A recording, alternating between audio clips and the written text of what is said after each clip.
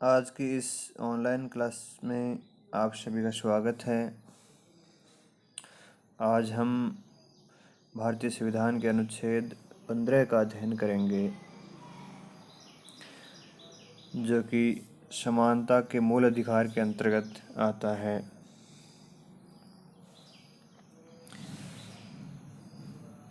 अनुच्छेद 15 में धर्म, मूल वंश, जाति, लिंग या जन्म स्थान के आधार पर किसी भी प्रकार से नागरिकों में भेदभाव करने से रोकता है। यह मूल अधिकार सिर्फ भारतीय नागरिकों को ही उपलब्ध है। इस मूल अधिकार के 5 खंड हैं, जिनका हम एक एक करके अध्ययन करेंगे। अनुच्छेद 15(1) इस अनुच्छेद में कहा गया है कि राज्य केवल धर्म, मूल वंश, जाति, लिंग एवं जन्म स्थान के आधार पर नागरिकों के मध्य विभेद नहीं करेगा। यह अनुच्छेद राज्य के विरुद्ध है। इस अनुच्छेद में केवल शब्द का प्रयोग किया गया है, जिसका अर्थ है कि राज्य अन्य आधारों पर भेदभाव कर सकता है, बशर्ते कि वो भेदभाव तार्किक हो, मनमाना न हो। राज्य के द्वारा निवास के आधार पर अपने निवासियों को कुछ विशेष रियायतें प्रदान की जा सकती हैं। तो अनुच्छेद 15 में जो 5 आधार दिए गए हैं, इनके आधार पर नागरिकों में किसी प्रकार का राज्य के द्वारा भेदभाव नहीं किया जा सकता। अन्य आधारों पर राज्य भेदभाव कर सकता है, इन 5 आधारों को छोड़कर। फिर आता है अनुच्छेद 15(2). 15(2) में कहा गया है कि केवल धर्म, मूल वंश, जाति, लिंग व जन्म स्थान के आधार पर किसी भी नागरिक पर कोई प्रतिबंध नहीं होंगे। दुकानों, सार्वजनिक भोजनालयों, होटलों, सार्वजनिक मनोरंजन के स्थानों तथा कुओं, तालाब, स्नान घाट, सड़क, सार्वजनिक रिसोर्ट आदि में प्रवेश करने के लिए कोई भी नागरिक के किसी शर्त के अधीन नहीं होगा, यानी सभी को वहाँ जाने की अनुमति होगी। वहाँ धर्म, मूल वंश, जाति, लिंग, जन्म स्थान के आधार पर किसी भी नागरिक को इन स्थानों में प्रवेश करने से रोका नहीं जा सकता। फिर आता है अनुच्छेद 15(3). यह अनुच्छेद राज्य को विभेद करने की अनुमति देता है। इस अनुच्छेद के तहत राज्य महिलाओं तथा बच्चों के उत्थान के लिए कोई विशेष उपाय कर सकते हैं।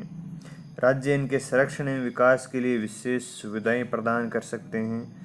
और इस प्रकार का अगर राज्य कोई कार्य करता है महिलाओं और बच्चों के लिए, तो उसको समानता के सिद्धांत के विपरीत नहीं माना जा सकता। फिर आता है अनुच्छेद 15(4).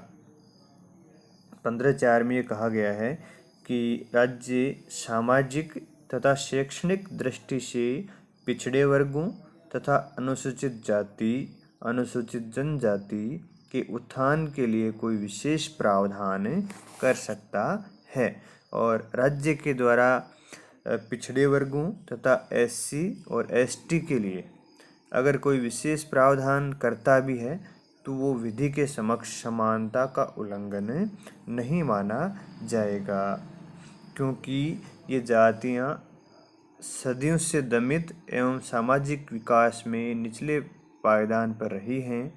इसलिए इनके उत्थान और विकास के लिए राज्य इनको आवश्यक संरक्षण प्रदान कर सकता है। अनुच्छेद 15(5). यह अनुच्छेद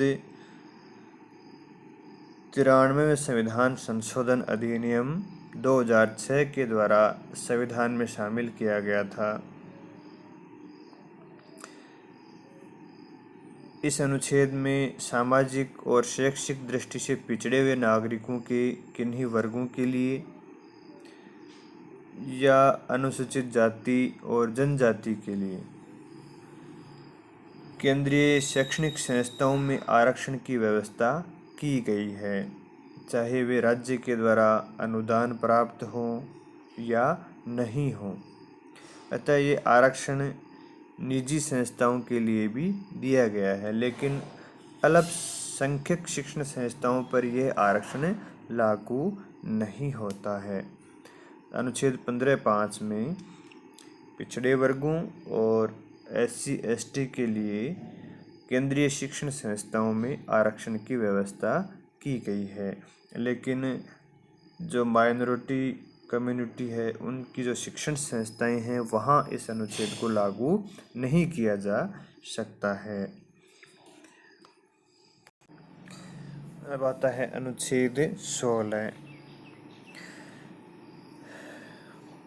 अनुच्छेद 16 में सरकारी सेवाओं में सभी की नियुक्ति हेतु समानता का अवसर उपलब्ध है। अनुच्छेद 16 भी 5 खंडों में विभाजित है, जो इस प्रकार है। अनुच्छेद 16(1) इसके अनुसार राज्य के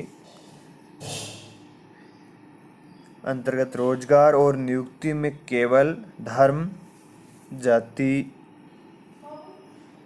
लिंग, प्रजाति, जन्म स्थान, निवास आदि के आधार पर भेदभाव नहीं किया जा सकता।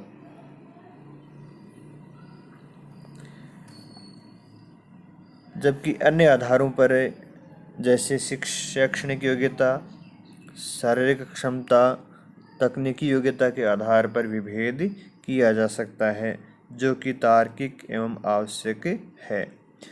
ये व्यवस्था केवल सरकारी सेवाओं में ही है, न कि गैर सरकारी सेवाओं में। गैर सरकारी कंपनियां अपने अनुसार किसी भी व्यक्ति को रोजगार के ऊपर रख सकती हैं, वहाँ कोई आरक्षण नहीं है।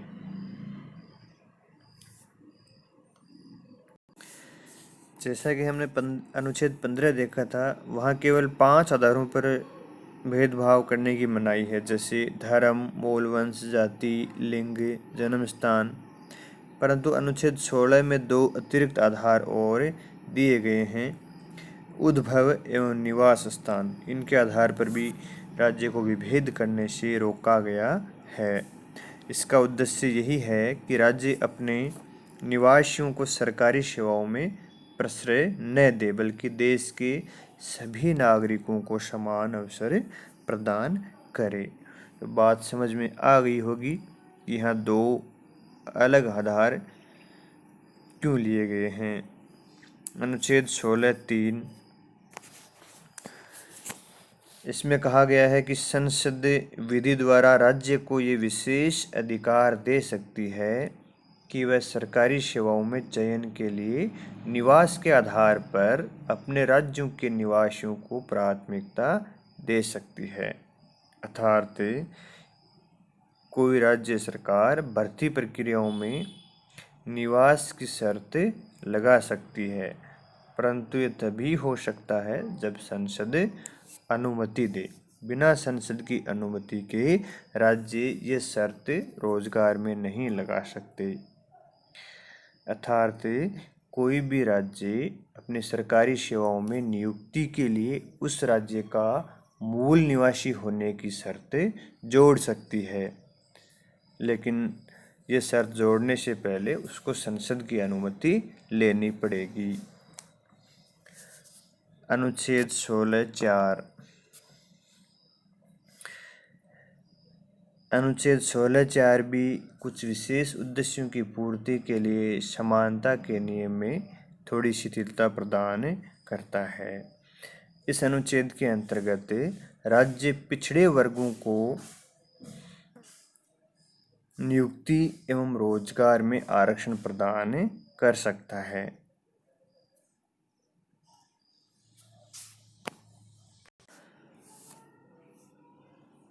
और राज्य पिछड़े वर्गों को ये आरक्षण तभी प्रदान कर सकता है जब वह दो शर्तें पूरी करता है। पहली, वह पिछड़ा वर्ग हो। दूसरी, उस वर्ग की सरकारी सेवाओं में पर्याप्त प्रतिनिधित्व न हो। अगर ये दो शर्तें कोई पिछड़ा वर्ग पूरी करता है, कोई वर्ग पूरी करता है, तो उसे सरकारी सेवाओं में आरक्षण दिया जा सकता है। दोनों शर्तें पूर्ण होनी ज़रूरी हैं। अगर दोनों शर्तें पूर्ण नहीं होती हैं तो आरक्षण नहीं दिया जा सकता।